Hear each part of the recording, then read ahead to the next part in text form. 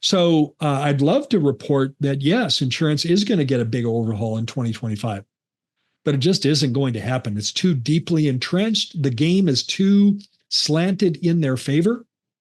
And they have no reason to change when they are literally banking hundreds and hundreds of millions of dollars in profit from premiums and people not utilizing those premiums. And, if you need any proof of it not changing, witness the very low fee schedules provided by PPO plans. In fact, many PPO plans are reducing what they're paying you, not raising fees.